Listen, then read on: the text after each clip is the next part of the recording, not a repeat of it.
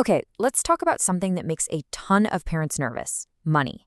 But what if you could give your kids a huge head start in life just by having a few simple conversations? Well, in this explainer, we're going to break down exactly how to do that with a simple age-by-age guide to building a strong financial foundation. So, does the whole idea of the money talk kind of make your palms sweat? If it does, hey, you are not alone. It's a feeling a lot of parents share.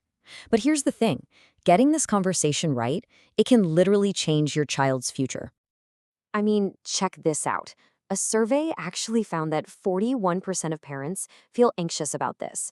So if that number resonates with you, just take a breath. You're in the right place.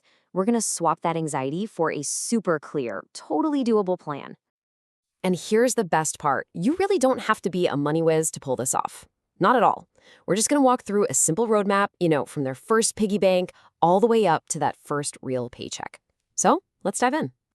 All right, first things first. Why is this such a big deal anyway? Why are we even talking about this? Well, it turns out that starting these conversations early, it's way more important than most of us think. This quote, wow, it just hits the nail on the head, doesn't it? Our kids are like little sponges. They're always watching, always listening. And if we're totally quiet about money, it's not like they just stop thinking about it. No way. They just start filling in the blanks themselves. And that's why we have to be intentional. It's everything. And get this, the clock starts ticking way, way earlier than you'd probably guess.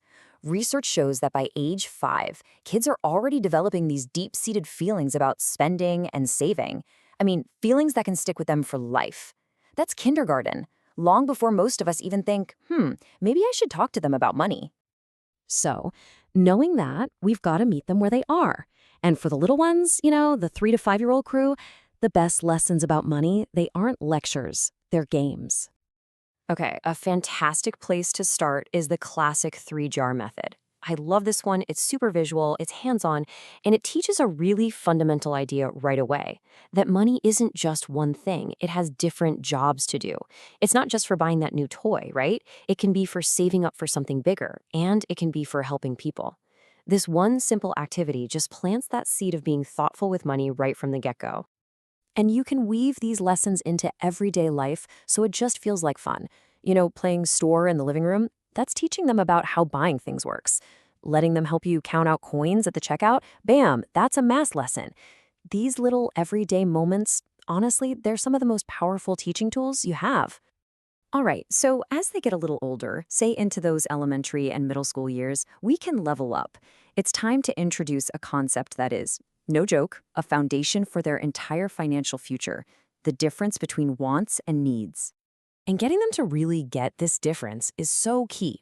So next time you're in a store and they're begging for the latest, greatest, whatever it is, that's your moment. You can just ask, okay, let's think about this. Is this a need, like the food we have to buy? Or is it a want, something that would be fun to have? That one little question, it's the building block for basically every budget they'll ever create. This is also the perfect time to bring in some really practical hands-on tools. Think about it. An allowance isn't just free cash. It's their first practice budget. Taking them to open their very first bank account. That pulls back the curtain on how the whole financial world works. And even a trip to the grocery store can be a classroom, turning it into a little game of which of these is a better deal. That is such a brilliant real-world lesson. Okay, now we're heading into the teen years. And let's be real, the stakes get a whole lot higher here. We're shifting gears from teaching basic concepts to actively prepping them for being on their own financially. And that day is coming up fast. Just look at what's on the horizon for them: their first job, college applications, maybe saving for their first car. These things aren't some far-off, abstract idea anymore. They are right around the corner. They're real. So that means our conversations have to level up too. We've got to get into the nitty-gritty of how things like debt and interest actually work. We have to be honest about the real cost of big things like college or a car, and we absolutely have to talk about staying safe online with their money. But maybe the most important thing, we have to walk the walk ourselves, because trust me, they are paying very close attention to what we do. So let's pull it all together. Across all of these different ages and stages, what's the secret sauce? How do we make sure these lessons actually sink in and stick around for the long haul? Let's talk about a few key things that work no matter how old your kid is. Here's something that might surprise you. We really can't just assume the schools have this covered. As of 2024, almost half the states in the US don't even require a single personal finance class to graduate high school. Think about that. What that means is it's on us. The most important money lessons they'll ever learn have to come from home. You are their number one teacher when it comes to this stuff.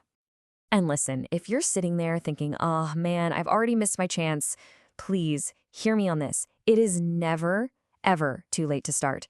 I don't care if your kid is 3 or 33. Today is the perfect day to just start the conversation.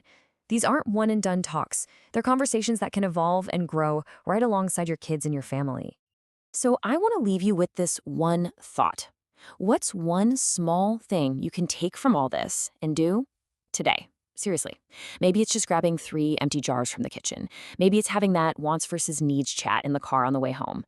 Whatever it is, just remember, a whole lifetime of financial wellness can literally start with one small conversation. You got this.